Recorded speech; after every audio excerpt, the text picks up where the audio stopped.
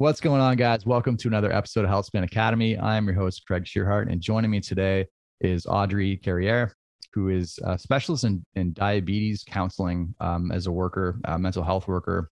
She started her academic career with a Bachelor of Science at University Guelph in Zoology, and then shifted gears a little bit, became a paramedic after graduating from Lambton College, and then shifted into health and nutrition from Nutraphoria, School of Holistic Nutrition, and then completed a master's of counseling and psychology at Yorkville University, and currently works in health, nutrition, and mental health in group homes, specifically helping people deal with their kind of lifestyle habits, and so a lot of them are dealing with diabetes in various degrees.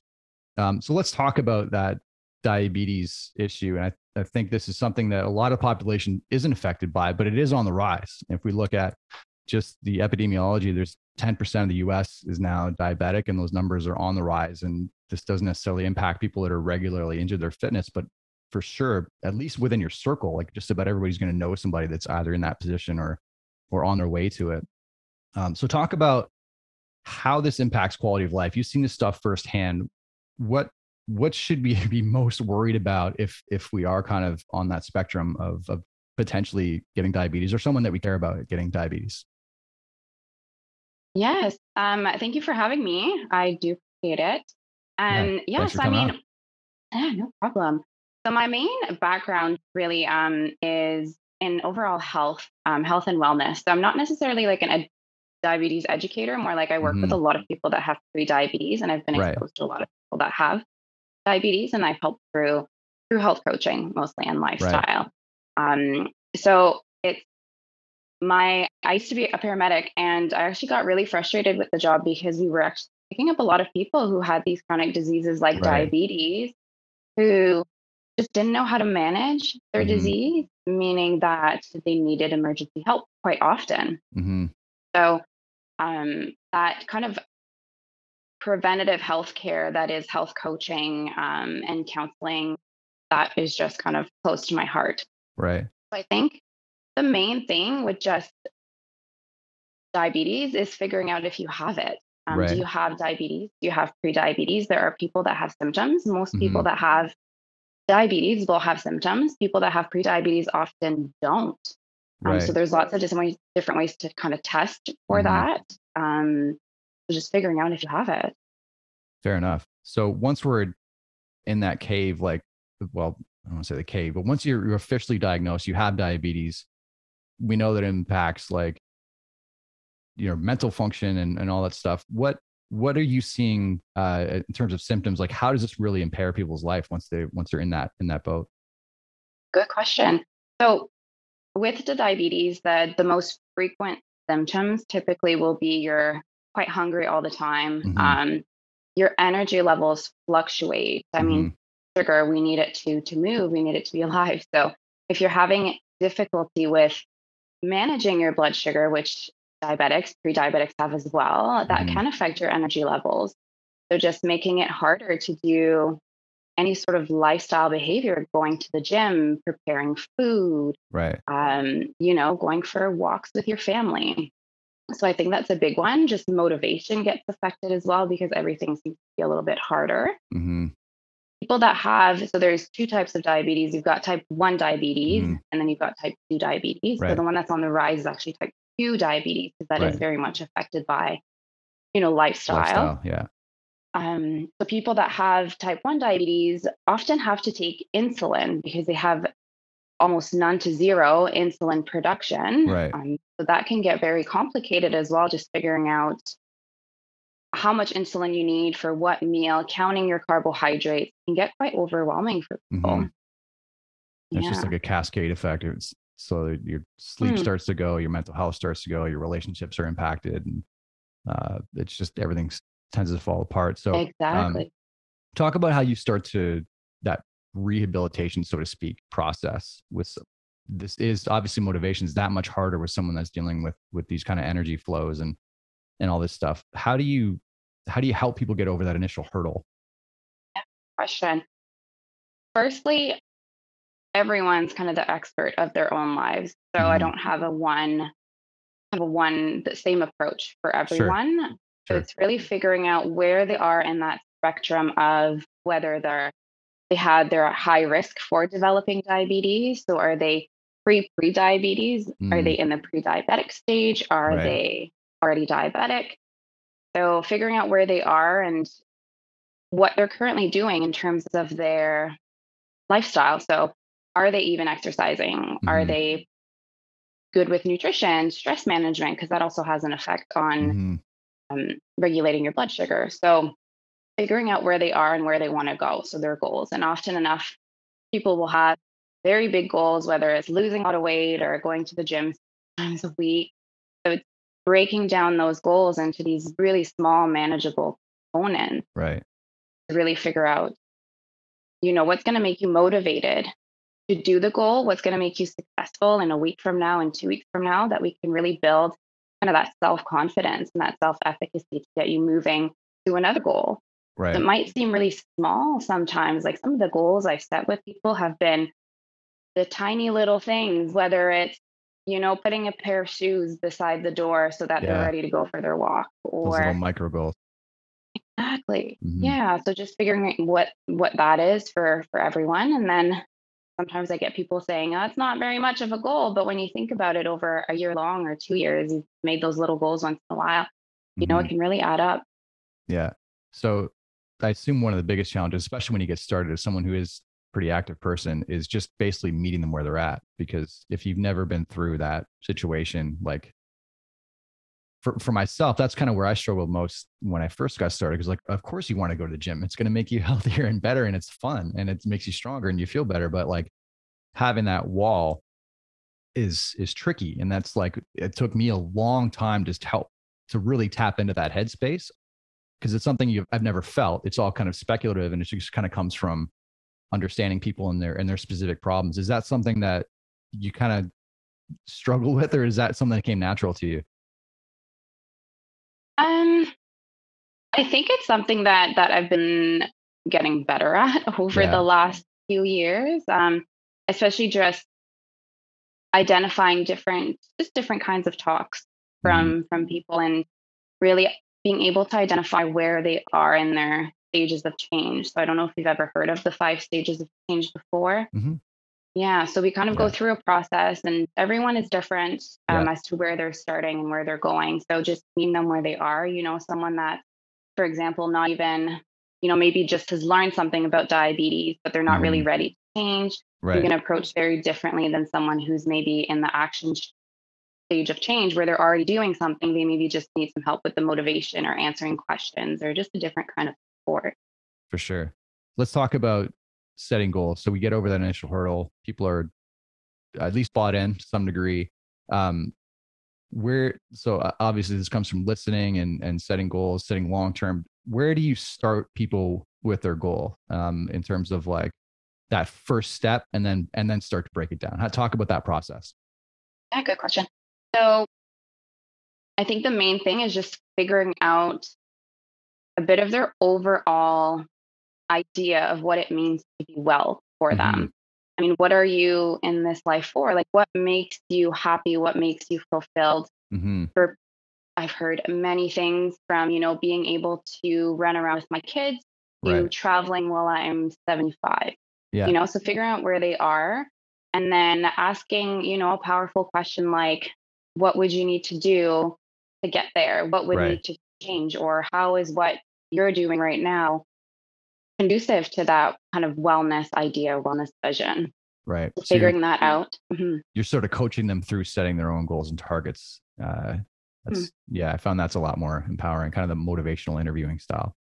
Exactly. So just figuring out as well, once we break down those goals into like the small measurable ones, how confident are Hmm. the clients able to make the goal? So whether it's a week long goal in 1 week from now, when we either meet again or when you tell someone about what you did, how confident on a scale of 1 to 10, for Hmm. example, are you in that you will have made the goal to 100%? Right. So if, it's a 2 out of 10, probably not a good goal. So we can Yeah. probably work on it and get you up Let's to maybe an 8 or a 9. Yeah, I love that model actually because it's I think people are a lot of times overambitious when they get into it and they're gung ho and they know it's an issue, but you can obviously overshoot, right? So I think like taking them back a step and getting a better idea of where they're realistically at. I feel like most people, even just posing that question, it kind of sets them back to earth and they're like, okay, maybe you're right. Maybe we did overshoot this. Maybe we need to reevaluate a little bit. I love that. So the next step in the process, say people get started, they're motivated, they've got their first step, their plan, they're starting to build some momentum.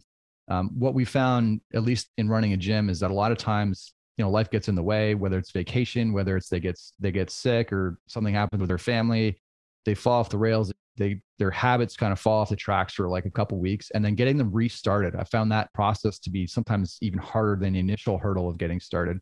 Talk about how you talk people through that and help them get back on track. Yeah, absolutely. So essentially with that, I think the main thing to remember is that if you're falling off track or if you're having a setback, that what happens after is a lot more important than the actual falling off track. So For sure. developing that plan, right, to get Mm-hmm. back on track. So for example, if someone's stopped going to the gym, they used to go to the gym 5 times a week, same time of day, all the time, maybe getting them back into the gym once, just getting that momentum Mm-hmm. going, or discussing their goal of going to the gym with someone else that's maybe going to the gym as well. See if they can Right. get some accountability from Yeah. someone else. Using things like planners, like Mm-hmm. schedules, whiteboards, where you can actually see and visualize these beautiful goals that you have in your head of getting back on track. But now you can see them every day on a piece of paper, on a whiteboard, Right. helping you with that motivation to get back in. Right. Or even looking back at when you were actually doing the goal, whether that's going to the gym, eating well, stress management, Mm-hmm. when you were actually doing well, and thinking about how you felt in Right. comparison to how you feel now. Mm-hmm. And again, I'm all for just writing it down. Sometimes, these like vague ideas that we have in our heads are made a lot more concrete when you write them down and see them every day. Mm-hmm. Just being able to kind of look back and give yourself that motivation to get back started again. Yeah. Right. So when we're thinking about either getting back on track or starting, it's a lot of that decisional balance. So Mm-hmm. do we see more pros to cons Right. of doing the change? And if we do, then it's more likely that we will actually do the change. So, finding all of your pros, all of your cons as well, because those are holding you back. So you do want to put Mm-hmm. those on paper as well. But just being able to help yourself with that self accountability and that motivation. Right. So a lot of active listening, essentially, and Mhm. and again helping them be their own coach. That's awesome. Let's talk about education component. I feel like the more green people are with fitness, I mean, everyone seems like they know what healthy eating is to a degree versus support. We can obviously overwhelm people if we try to overeducate. We can also almost coddle them too much if we go too far in the just support direction. Um, how do you manage that balance from client to client?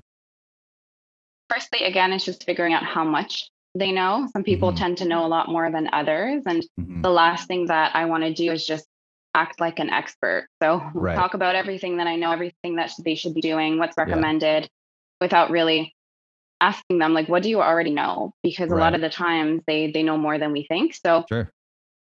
figuring out where they are and then answering questions is huge as well. Mm-hmm. Just giving, overall recommendations. So Mm-hmm. I'm not a dietitian. I'm not like a diabetes educator. So Mm-hmm. I don't have, that scope of practice to really tell them you should be eating, this, and this for the day. Right. But I can, tell people what is recommended, Mm-hmm. especially for your age, your weight. Do you want to lose weight? Do you want to gain weight? Right. And then let them know. Just teaching about healthy nutrition in general, for example, Mm-hmm. healthy fats versus unhealthy fats, carbohydrate versus unhealthy carbohydrates. So just Mm-hmm. figuring out how can we break down this very vast and complex world of health and fitness that's often very overwhelming. There's so much information out there, especially for people that have pre-diabetes and Mm-hmm. diabetes, into those easy to remember, easy to act on information. Right. That's awesome. So one of the key things I think we kind of alluded to earlier on is that everyone seems to know somebody that's in the camp of, maybe not camp is the right word, but in the spectrum of diabetes, whether they're at risk of getting it or already have it. I know that I grew up in a household that was extremely inactive. I was like kind of the odd one out that was into sports and fitness and stuff. And I know that hearing that you got to get to the gym from your brother or your son, it just tends to go in one ear out the other. And you don't want to get too preachy with them. You don't want to push them too hard. Do you have tips for people that are genuinely worried about people in their inner circle, that they are going down this cascade, and how do we start to get them on the right path? Yeah. So perhaps even just looking at expressing the way that you feel about the situation Mm-hmm. without obviously being rude about it or anything like that. Right. So, I feel like, or it seems like you're doing this. Mm-hmm. How do you feel? How do you think that that could be affecting your health? Right. Or looking at how you can be a source of accountability for that person, Mm-hmm. whether it's, helping them go for a walk. And keeping in mind that your level of fitness or your level of current nutrition or stress management, that could be very different from where they're at. So, Mm-hmm. if they're not doing any exercise and you go jogging 6 times a week, maybe instead of going out jogging with them, you can turn one of those jogs into a walk and then ask them if they would like to go for a walk with you. Right. Awesome. Kind of that Being that kind of, partnering approach where you're. yeah, that's all that, I've met so many people that have started with their exercise routine, for example, Mm-hmm. by joining someone else on their exercise routine, Yeah. just having that accountability from that other person. That's awesome. Education as well is huge, especially like I talked about those stages of change. Some people don't even know that what they're doing is an issue, right? Some Mm-hmm. people that, maybe have diabetes aren't that worried about it. So Right. helping with that education, giving them a podcast to listen to or a website, Right. Diabetes Canada or something like Mm-hmm. that, just to give them a little bit more information on it. Maybe move them from that, they're not even thinking about the fact that diabetes is not good for them, Mm-hmm. to maybe moving them forward into more of a preparation. Yeah. I feel like part of the issue is almost like removing yourself as the authority in kind of my own experiences. Some of my friends have dealt with similar stuff. Cause like if you're like, this is how this you're just gonna kill you, or like you're just kind of scare tactics kind of stuff. And even if you're being more empathetic, it doesn't feel the same when it's like someone you're close with, right? I feel like instinctively as a coach, you're more likely to kind of go down that empathetic path because you don't know this person. You're sort of still feeling out the dynamics. Whereas you already have this picture of who this person is, and you feel like you're just kind of being pushed down that path. But those are great tips. I think that is a good kind of practical way of looking at things. Let's talk a little bit about time management. I think that's probably the biggest excuse people have when they get like starting change is like, I just don't have the time in the day. And realistically, it comes down to priorities. So how do you start reframing that and people start to evaluate their priorities in a way that's going to allow them to get started with this stuff and also maintain the habits moving forward? First thing is always for me, I find just to have people develop kind of that idea of wellness for themselves. Like, what does it mean Mm-hmm. to be well? So, one Right. of the ways that I find works really well for people is to write down on a piece of paper, start off with the 20 most important things in their lives, the Mm-hmm. biggest priorities, whether for someone that is traveling or video games, I don't know, Mm-hmm. exercising, someone else, Right. write down the 20, then break down that list of 20 into 15 and then into 10 and then into 5. Mm-hmm. So then looking at those 5 biggest priorities, having them on a piece of paper, again, I'm all for that. And then on the other hand, writing down the 5 areas of their life where they're putting the most energy, the most time, the most money in. Right. So whether again, that could be anything. So Yeah. once you have those 2 lists, so 5 and 5 on each side, you can kind of identify where your time management or what you're spending your time and energy on is maybe Mm-hmm. not in line with your values, with what is really important to you. Right.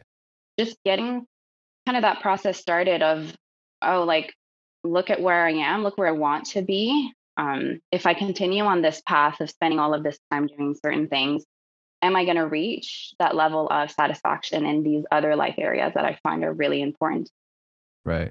Going to That's be the first. super simple, but that seems like the perfect audit. It's just like it kind of forces you to be honest with yourself. And I've even found that useful in managing my own time. Just like literally write out what you're doing every day, and then kind of relate that to how many of these things are actually getting you towards your goals, sort of thing. I love that. And I think that breaking it into a list, also writing it down, I think is really useful too, because then it's easy to put something in an email or something, but if you put it out and make it visible, I love that. That's great. Yeah, exactly. Yeah.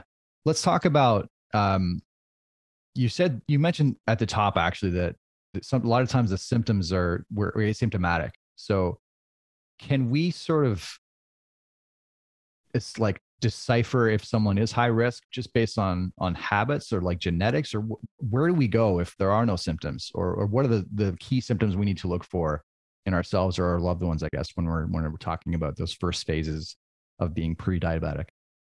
Good question. So there are many risk factors for diabetes. So when we're thinking about it, for example, your age, right? So if you're a little bit older, you're more likely to have it.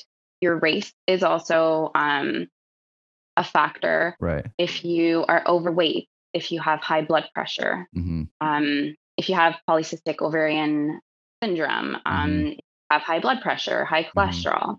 So those can increase your chance of developing diabetes. If you have it in your family, because it is highly genetic, any of those risk factors that you may have, again, increase your chance of getting type 2 diabetes. So they could warrant booking a blood test, kind of see what's going on the inside. And typically when you go to your doctor, and I can't speak for all doctors, but when you let them know you have these risk factors and you're worried about getting diabetes, they're pretty good at giving you just a requisition to go get your blood work done. Right. So the blood work that's typically done is two things. The first is your fasting blood sugar. And then the second is your hemoglobin A1c. So I think the kind of the biggest standard, or the one that's most commonly used, and don't quote me on that, is your hemoglobin A1c.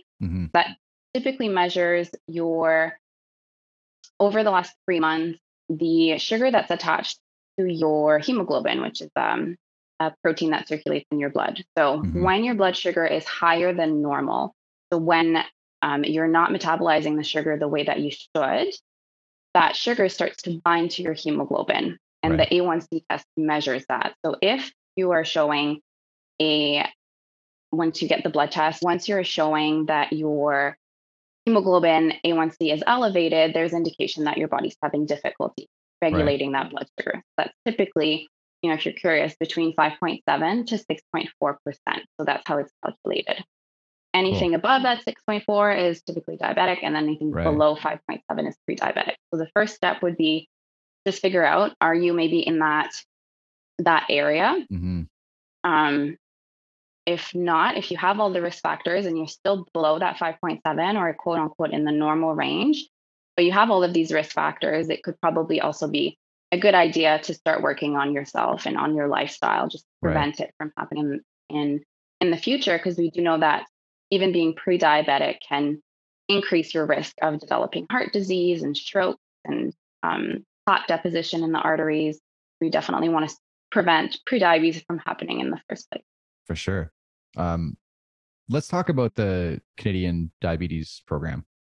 Talk about like what the scope of the program, your experience with it, and then how people can get started if they're interested, or potentially recommend that someone get started in the program. So it's called the Canadian Diabetes Prevention Program. So it's a clinical study. The whole goal of it is to prevent or delay the start of type 2 diabetes in Canadians. So it is for Canadians.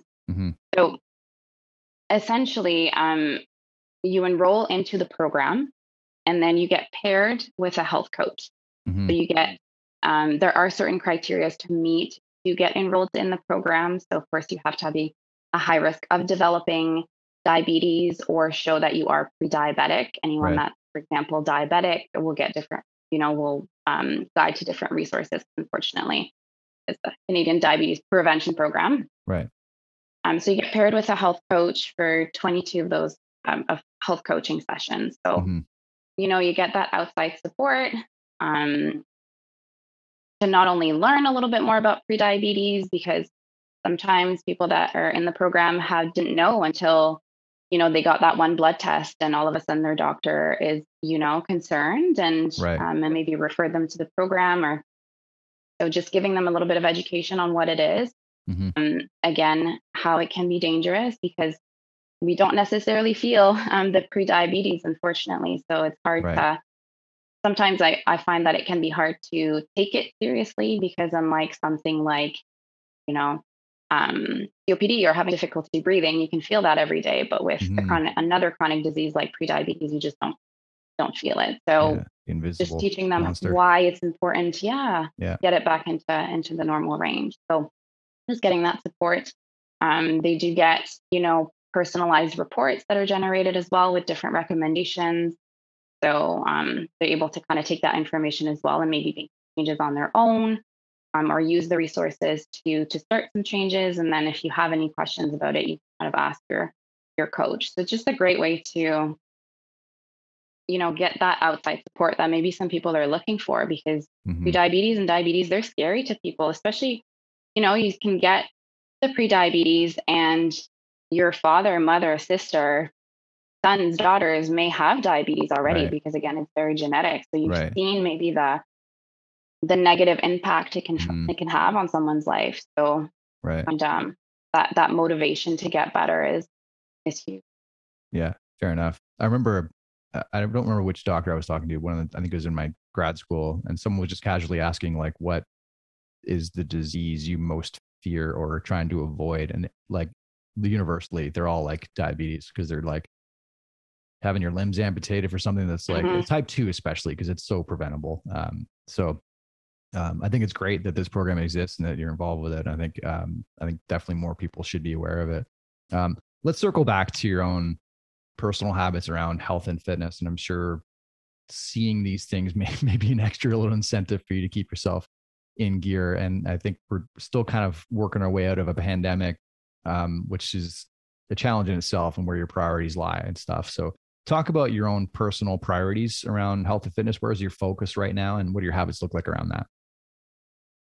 I think mainly at the moment is just getting back on track. I Yeah. feel like for over the last few years, it's just, getting back on track with some of the habits and not taking maybe where I was a few years ago and expecting myself to be there now. Mm-hmm. I think that's the main thing. I mean, working with a lot of people that are, chronically ill or having difficulties, or helping others with motivation and goal setting, it really kind of pushes me to do it for myself, Right. because it's hard for me to suggest something to someone else when, maybe I'm doing the complete opposite, or I'm not even trying in that area. Yeah. Just keeping a certain level of health that Mm-hmm. um, I can use as just being a good role model, Mm-hmm. and things, and working on a lot of just from, doing my master's in counseling, I was able to learn a lot about different cognitive distortions that we have out there, and Mm-hmm. just finding my own cognitive distortions and how those are holding me back, and then just working through those help me move in the right direction. That's all we can hope for. So Right. just doing that. I definitely put a lot of emphasis on just relationship with food. I think Mm-hmm. that is not only for myself, but in coaching as well. It's so important. That's really what's going to take you in the long term, is having that healthy relationship with food. Right. Just kind of fostering that in myself, so that then I can, bring that knowledge and that experience to clients, really help them as well in that area. That's awesome. I don't know about you, Mhm. but since I've gotten more, the deeper I've gotten involved with this, I kind of use myself as like this, like a guinea pig, I guess, of new programs Mhm. and stuff like that to test out. And I think it can be dangerous, because you like, if something works really well, you're tempted to be like, everyone needs to do this. Yes. This is a new way of doing things. But that I think that mental aspect is really key, because we've all kind of got our vices and our like that whole psychological process. I think being aware of that is awesome. Well, Audrey, this is a great chat. I really appreciate you sitting in. Thanks for sharing your wisdom with us, and hopefully we can do this again sometime. Yeah, absolutely. Thank you for having me. My pleasure. All right, guys. Thanks for tuning in to Healthspan Academy, and we'll see you next time.